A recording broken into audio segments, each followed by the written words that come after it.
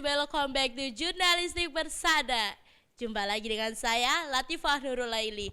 Oke guys, di konten kali ini berbeda dengan konten-konten sebelumnya. Nah, apa ya konten kali ini ya? Oke guys, jadi konten kali ini adalah podcast. Nah, podcastnya itu mempunyai tema apa tuh?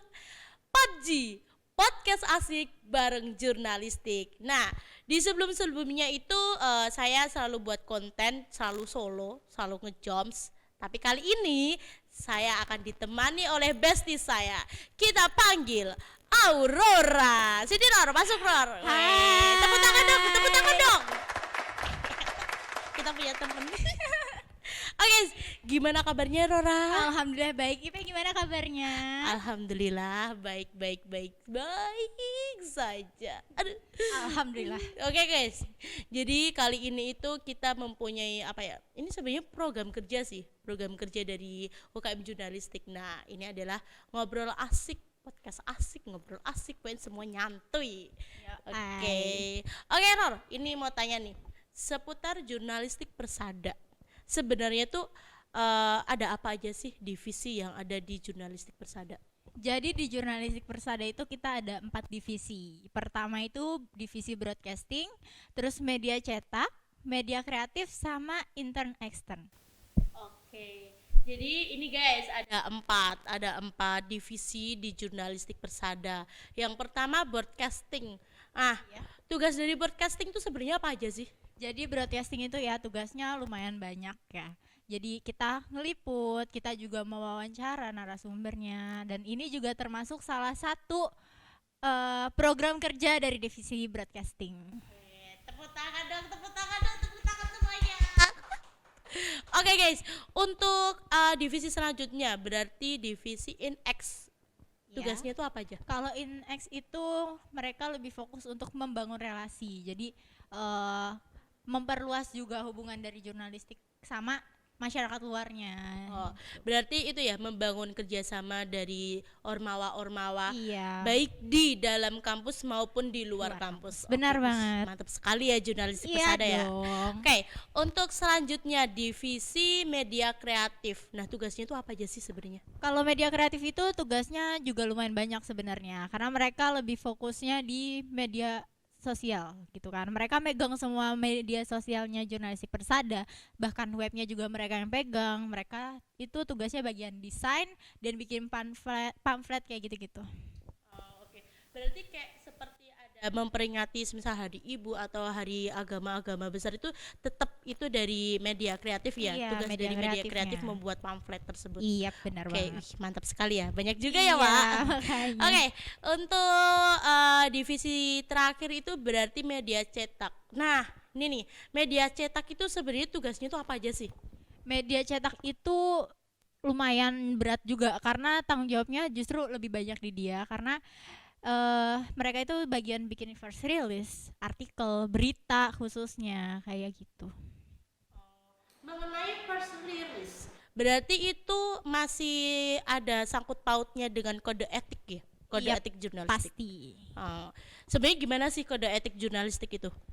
Beberapa di antaranya ya, yang pasti melekat itu penulisannya harus banget mengandung unsur 5W1H yang udah pasti kita tahu juga kan.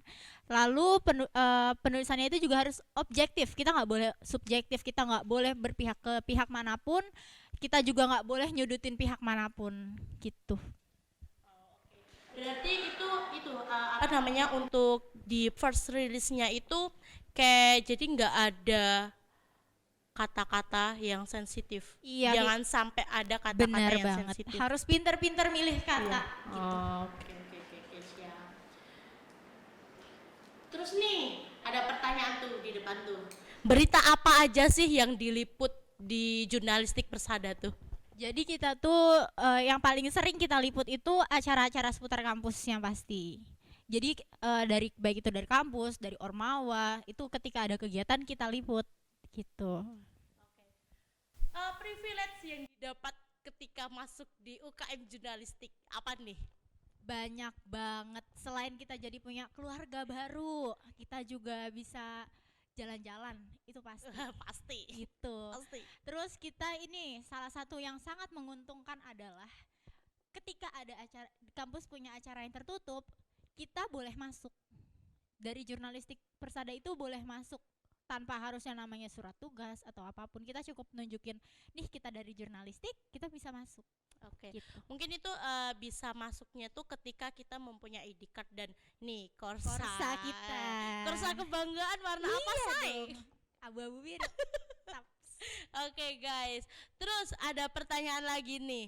Alasan kamu masuk jurnalistik Persada itu sebenarnya apa? Kalau alasan pribadi ya, karena aku dari SMA juga udah aktif di jurnalistik dan aku sangat tertarik gitu.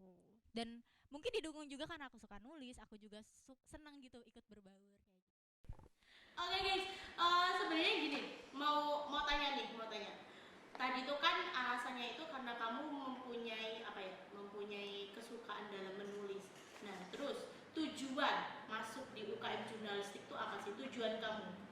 Tujuannya selain yang pasti ya nambah teman juga, nambah pengalaman dan eh, pengen aja tahu lebih dalam juga karena kan ketika kita cuma sebagai mahasiswa biasa kita belum tentu tahu seluk beluknya kampus, kita belum tahu ada kegiatan apa sih, ada acara apa sih, dan dengan saya di jurnalistik itu jadi makin paham, makin tahu juga gitu.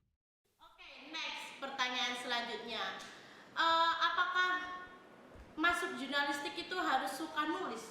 Enggak juga, karena kan kayak tadi yang udah dijelasin di awal ya, bahwa di jurnalistik sendiri itu kita punya beberapa divisi. Dan ketika kamu nggak suka nulis, ya udah kamu bisa desain, kamu masuk media kreatif. Kamu bisa bicara di depan umum, ya kamu bisa masuk ke broadcasting. Kamu pintar bergaul sama orang, ya kamu bisa masuk INX. Jadi nggak harus pintar nulis sih. Oke, jadi tuh di UKM jurnalistik tuh gini guys, nggak perlu, bukan nggak perlu, tapi nggak diharuskan dan nggak diwajibkan untuk suka menulis. Tapi apabila kalian mempunyai hobi dan kalian mempunyai kelebihan dalam public speaking, terus edit mengedit, terus ada pembuatan yang suka nulis-nulis, itu pokoknya bisa gabung di UKM jurnalistik Persada. Oh ya, mau nambahin lagi. Oke, gimana? Sebenarnya kita nggak ada syarat khusus ya. Jadi siapa aja boleh banget kok gabung, kita terima dengan tangan terbuka gitu kan ya. Karena nantinya juga kita bisa belajar bareng. Ya betul. Gitu. Jadi di UKM jurnalistik ini itu kita di sini saling belajar agar kita yang awalnya itu belum paham, sekarang kita bisa belajar dan bisa lebih paham gitu.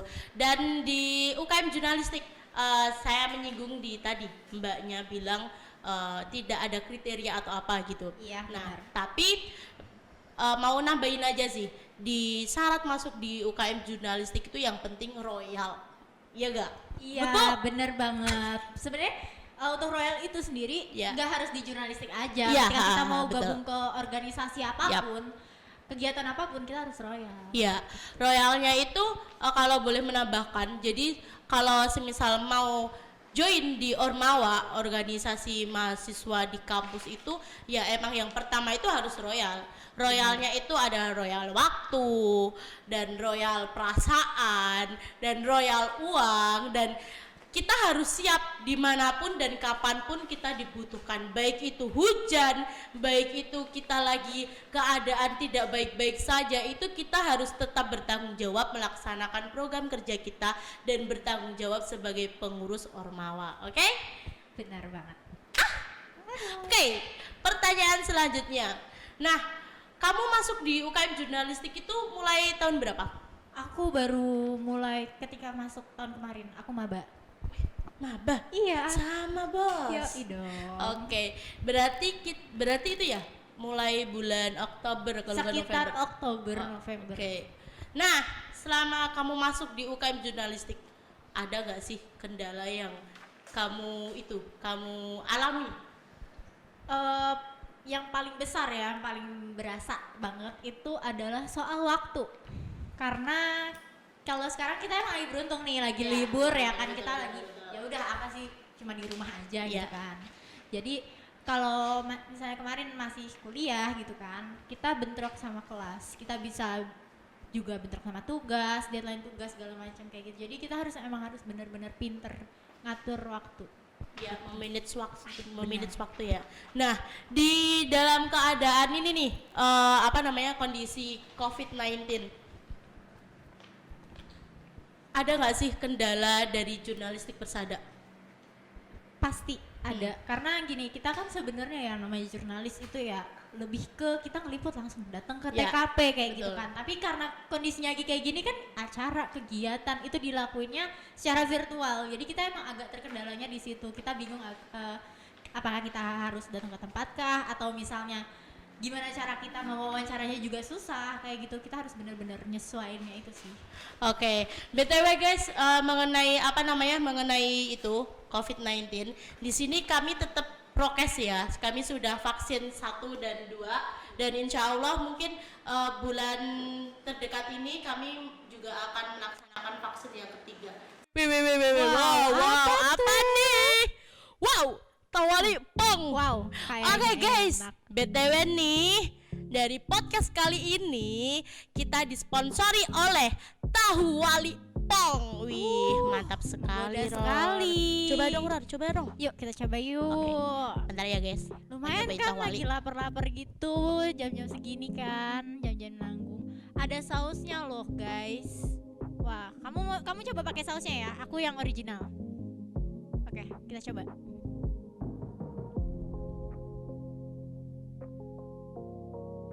Enak banget. Enak banget gak sih?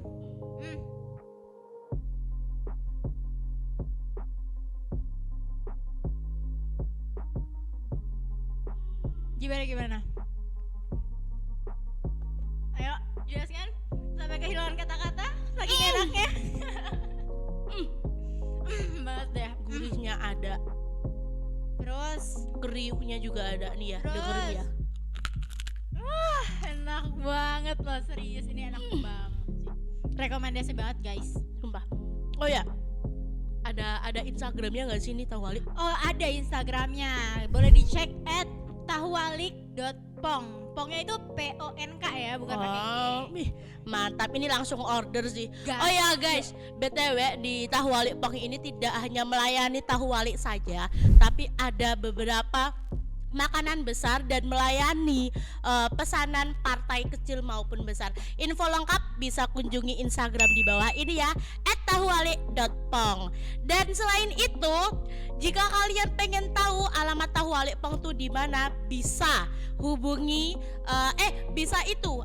bisa dicek di Google Maps Tahu Wali Pong PONK Bangun Cipto. Nah, untuk harganya sendiri ini mulai dari 10.000 sampai atas. Oke. Untuk 10.000 ini dalam satu box ini terdapat 12 piece gitu. Dan untuk rasa gimana, Ron? Juara sih. Kalian harus coba, fix. Aku akan langganan sih ini. Jangan lupa dibeli ya, guys. Oke guys, sampai di sini dulu ya guys podcast kali ini. Tunggu konten-konten podcast selanjutnya. Oke. Terima kasih Nora. Oke. 1, 2, 3. sama-sama.